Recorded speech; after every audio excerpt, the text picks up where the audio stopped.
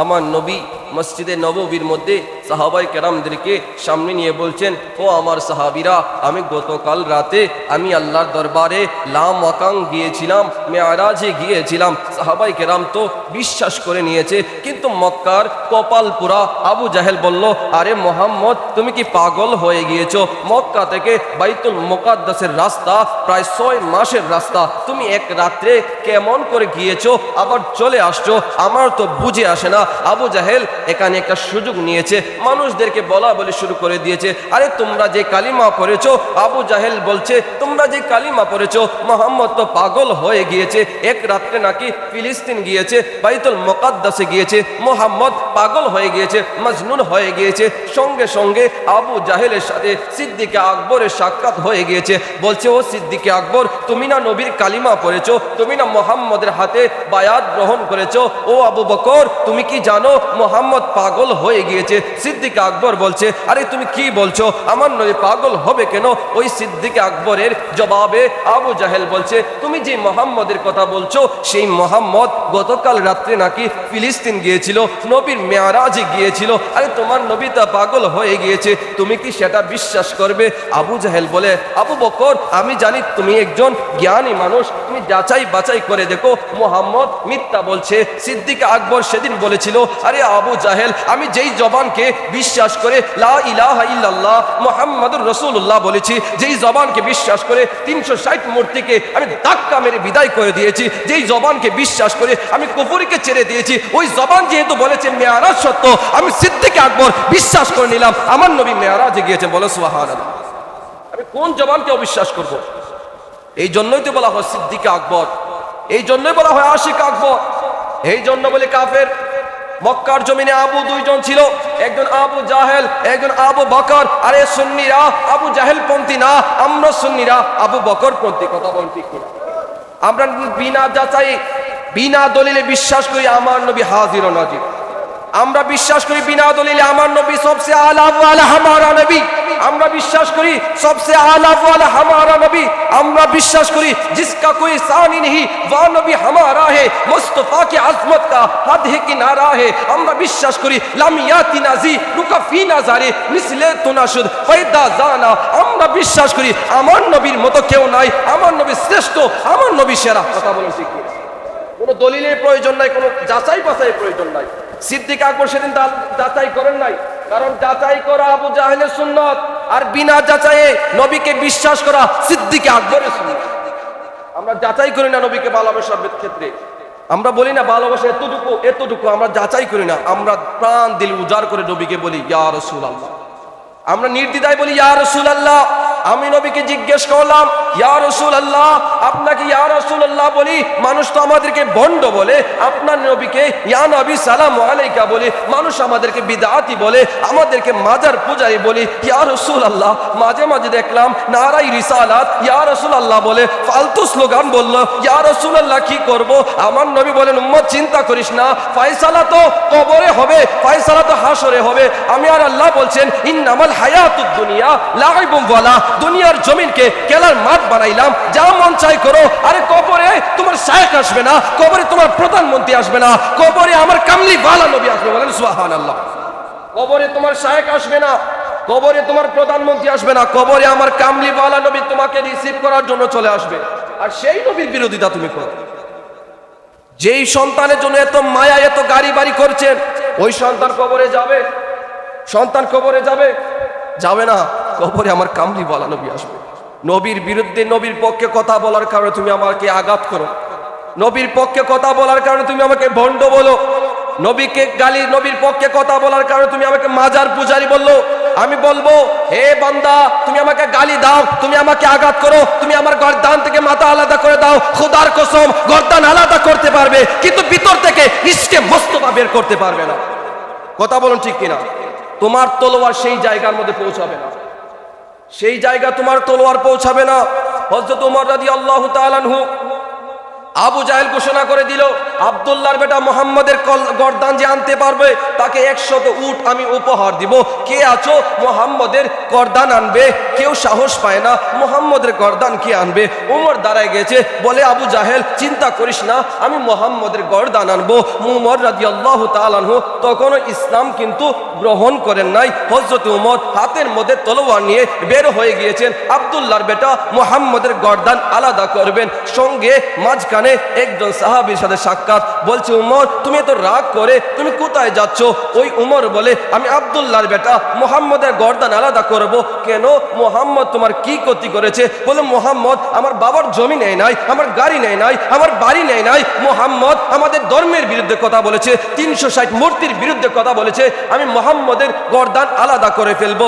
ওই সাহাবী বলে উমর তুমি তোমার নবীর গর্দান আলাদা পরে করো, তুমি খোঁজ নিয়ে দেখো তোমার বোন কালিমা পরে মুসলমান হয়ে গিয়েছে। উমরের রাগ বাড়ছে না কমছে? আরে আমার গড় আপন বোন কালিমা পড়েছে, আর আমি সেই নবীর গর্দান আনার জন্য যাচ্ছি। সে নবীর রওজা নবীর হুজরার রাস্তা পরিবর্তন করে বোনের কাছে যাচ্ছে। আগে বোনকে জবাই করব, তারপর নবীর গর্দান আনবো।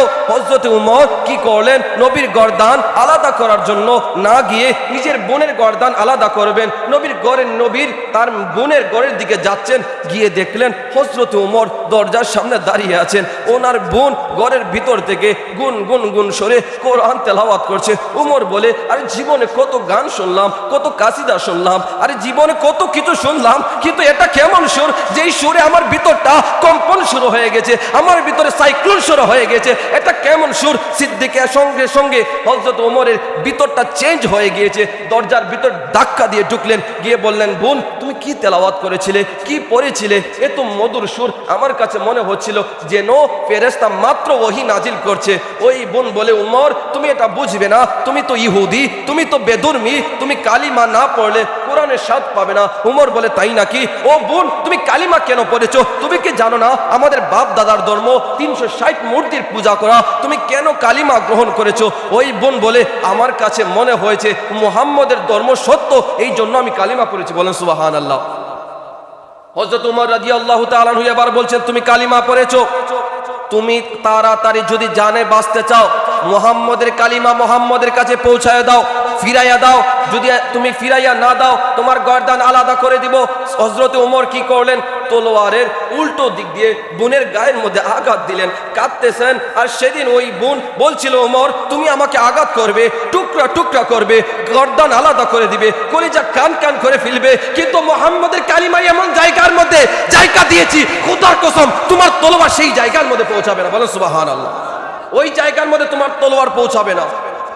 উমর বলেন আর এটা কেমন কালিমা, কেমন বিশ্বাস? আমরা ধর্মের ব্যাপারে জানের কথা আসলে জান ছেড়ে দিই না, ধর্ম ছেড়ে দেই। এটা কেমন ধর্ম? হযরত ওমর বলে আমি তোমার মুহাম্মদকে দেখতে চাই, নিয়ে চলো। ওই বোন বলে আমার নবীর কাছে অপবিত্র অবস্থায় যাওয়া যাবে না। উমর গোসল করলেন, গোসল করিয়ে আমার নবীর কাছে নিয়ে যাওয়া হচ্ছে। সমস্ত সাহাবী বলল ইয়া রাসূলুল্লাহ উমর আসছে, মনে হয় আপনাকে আঘাত করবে।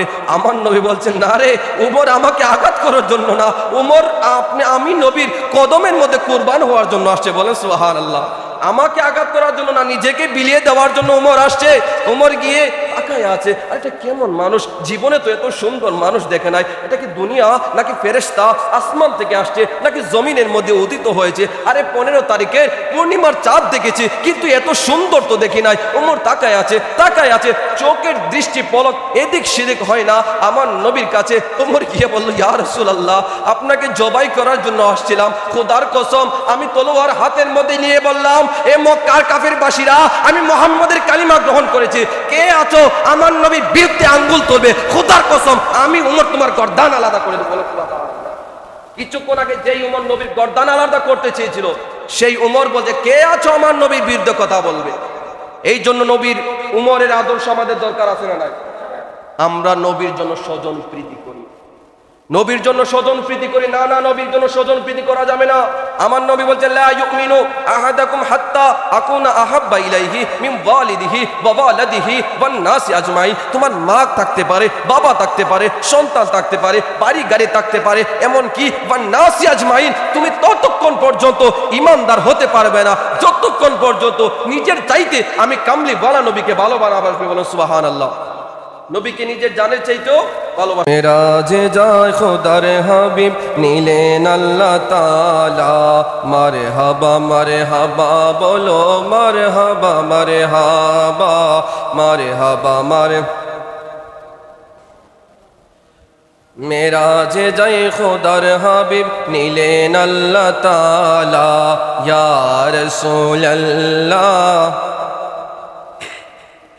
জিবরাইলে হুকুম পায়া মক্কায় আসে দাওয়াত লইয়া, জিবরাইলে হুকুম পায়া মক্কায় আসে দাওয়াত লইয়া, উম্মে হানির ঘরে পাইলেন নবী কামলিওয়ালা, ইয়া রাসূল। মন খুলে বলুন লা ইয়া রাসূলুল্লাহ। নবীকে বিশ্রামে পাইয়া জিবরাইল তাকে দাঁড়াইয়া, নবীকে বিশ্রামে পাইয়া জিবরাইল তাকে দাঁড়াইয়া, ডাক দিতে সাহস না পেয়ে জিহ্বা কদম তলা, ইয়া রাসূলুল্লাহ বল্লা ইয়া রাসূলুল্লাহ। গুপ্ত কথা প্রকাশিতে গেলেন নবী মেরাজেতে, গুপ্ত কথা প্রকাশিতে, গুপ্ত কথা প্রকাশিতে গেলেন নবী মেরাজেতে, পিছে পিছে জিবরিল আমিন সামনে কামলিওয়ালা, পিছে পিছে সামনে কামলিওয়ালা, ইয়া রাসূলুল্লাহ বল্লা ইয়া রাসূলুল্লাহ। মনে যাইব আমি ওই মদিনায়, কেমনে যাইব আমি ওই মদিনায়, যেখানে আমার নবী আরামে ঘুমায়, যেখানে আমার নবী কাঁদিয়ে কাটান, কেমনে যাইব আমি ওই মদিনায়, যেখানে আমার নবী আরামে ঘুমায়, কেমনে যাইব আমি ওই মদিনায়। সারা জীবন কাঁদলেন নবী উম্মতের মায়ায়, গুনাহগার উম্মত যেন জান্নাত পেয়ে যায়। সারা জীবন কাঁদলেন নবী উম্মতের মায়ায়, গুনাহগার উম্মত যেন জান্নাত পেয়ে যায়। ওই নবীকে বলো বাইরে কেমনে বলা যায়, সেই নবীকে বলো বাইরে কেমনে বলা যায়, কেমনে যাইব আমি ওই মদিনায়, কেমনে যাইব আমি। হৃদয়ের আকুতি নবী তোমাকে জানাই, পাগল হয়ে ডাকি নবী দিদারের আশায়, হৃদয়ের আকুতি নবী তোমাকে জানাই, পাগল হয়ে ডাকি নবী দিদারের আশায়। কবে আসবেন দয়াল নবী আমার আঙ্গিনায়, কবে আসবেন দয়াল নবী আমার আঙ্গিনায়, কেমনে যাইব আমি ওই মদিনায়, যেখানে আমার নবী কাঁদিয়ে কাটান, কেমনে যাইব আমি ওই মদিনায়। বদর উহুদ কন্দ কাছে যেই জায়গায়, কোন মোবারক জড়াইলেন উম্মতের মায়ায়, বদর উহুদ কন্দ কাছে যেই জায়গায়, কোন মোবারক জড়াইলেন উম্মতের মায়ায়। এসো সবাই সালাম পাঠাই নবীর আওয়াজায়, সেই নবীরে বলো বাইরে কেমনে বলা যায়, কেমনে যাইব আমি ওই মদিনায়, যেখানে আমার নবী উম্মতের মায়ায়, কেমনে যাইব আমি ওই আল্লাহকে জিজ্ঞেস করলাম, আয় আল্লাহ তুমি না বলছো কুল্লু মান আলাইহা ফান, সব কিছু বিলীন হয়ে যাবে, অস্তিত্বহীন হয়ে যাবে, সেদিন তুমি মালিকের জিকির কে করবে? আল্লাহ বলছে সেদিন আমি মালিকের জিকির করার জন্য জিব্রাইল থাকবে না, আমি মালিকের জিকির করার জন্য মিকাইল থাকবে না, আমি মালিকের জিকির করার জন্য আজরাইল থাকবে না, আমি মালিকের জিকির করার জন্য তুমি আব্দুর রহমান থাকবে না, তুমি মালিকের জিকির করার জন্য তুমি মসজিদের ইমাম থাকবে না। ও আল্লাহ, তাহলে তোমার জিকিরের অবস্থা কেমন? আল্লাহ বলে সেদিন আমি মালিকের জিকির কিছুক্ষণের জন্য বন্ধ হয়ে যাবে। ও আল্লাহ, তুমি না বলছো ওরা ফানা লাকা যিকরক, তোমার হাবিবের সাথ তুমি বাড়িয়ে দিয়েছো, তোমার হাবিবের জিকিরের ও ফয়সালা কি হবে? আমার আল্লাহ বলছে আমার জিকির বন্ধ হয়ে যাবে, কিন্তু খোদার কসম আমার নবীর জিকির আমি বন্ধ হতে দিব না। সুবহানাল্লাহ। আমার জিকির বন্ধ হয়ে যাবে, কিন্তু আমার নবীর জিকির আমি বন্ধ হতে দিব না। আর মৌলবী তুমি ফতোয়া দাও, তুমি ফতোয়া দাও, শিরিক ফতোয়া দিবা, কাফের ফতোয়া দিবা, তোমার কাছে রাখো। নবীর গোলামি করে যদি জাহান্নামে যাওয়া লাগে জাহান্নামে যাব, নবীর গোলামি করে যদি জাহান্নামে যাওয়া লাগে 1000 বার যাব। আব্দুল কাদের জিলানী আল গিলানী হাসানী ওয়াল হুসাইনী রাদিয়াল্লাহু তাআলা আনহু জিজ্ঞেস করা হলো, যদি তোমার মালিক তোমাকে জাহান্নামে দেয় কি করবা? আব্দুল কাদের জিলানী বলে জাহান্নামে যেতেও রাজি যদি মালিককে পাই, আর যদি মালিককে না পাই আমার জান্নাতও লাগবে না। বলেন না সুবহানাল্লাহ। যদি আমার মালিককে না পাই, মনিবকে না পাই, আমার জান্নাত দিয়ে কি হবে আমার? আল্লাহ রসুল এক সাহাবী, বৃদ্ধ সাহাবী, নবীর কাছে গিয়ে শিশু বাচ্চার মতো কাঁদতেছে। আমার নবী জিজ্ঞেস করলেন, ও সাহাবী তুমি কাঁদতেছো কেন? কি হয়েছে তোমাকে? তোমাকে কি কেউ আঘাত করেছে, কেউ গালি দিয়েছে? তুমি এমন করে কাঁদতেছো কেন? ওই সাহাবী কাঁদতেছে কাঁদতেছে কাঁদতেছে। আমার নবী জিজ্ঞেস করলেন, ও সাহাবী তোমার কি হয়েছে? ওই সাহাবী বলল, ইয়া রাসূলুল্লাহ, ইয়া হাবিবাল্লাহ, আমি দেখলাম কোরআনের মধ্যে কুল্লু নাফসিন যায়িকাতুল মাউত, দুনিয়া থেকে একদিন বিদায় নেওয়া লাগবে, দুনিয়াতে কেউ চিরকাল থাকবে না, আপনি নবীও দুনিয়া থেকে বিদায় নিয়ে চলে যাবেন। ইয়া রাসূলুল্লাহ, আপনি বলেছেন তরিকুন ফিল জান্নাহ ওয়া তরিকুন ফিস সাঈর, রাস্তা দুইটা, একটা জান্নাতের আর একটা জাহান্নামের। ইয়া রাসূলুল্লাহ, আপনি তো জান্নাতে থাকবেন, আমরা সাহাবী, তুমি নবীর গোলামি যদি কবুল হয়ে যায় হয়তো আমরাও জান্নাতে যাব। ইয়া রাসূলুল্লাহ, আপনার মাকাম হবে মাকামে মাহমুদ, আমরা হয়তো জান্নাতে কোনো এক জায়গার মধ্যে জায়গা পাবো। ইয়া রাসূলুল্লাহ, ওই জান্নাত আমার জন্য কি করে জান্নাত হবে যদি আপনি মনিব মুস্তাফাকে সেখানে না পাই? বলেন না সুবহানাল্লাহ। সেখানে যদি আপনাকে না পাই ওই জান্নাত আমার কাছে কেমন করে জান্নাত হবে? ওই কথা শোনার সাথে সাথে সমস্ত সাহাবাই কাঁদতে লাগলেন।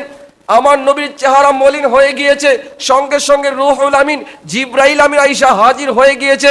ইয়া রাসূলুল্লাহ, আপনার এই সিদ্ধান্ত আমার মালিকের দরবারে পৌঁছে গিয়েছে, আমার মালিক ফয়সালা দিয়েছেন, আপনার উম্মতদেরকে জানায় দেন, যার সাথে যার মহব্বত হবে তার সাথে কিয়ামত হবে, জান্নাত হবে। বলেন সুবহানাল্লাহ। তার সাথে জান্নাত, তার সাথে কিয়ামত হবে।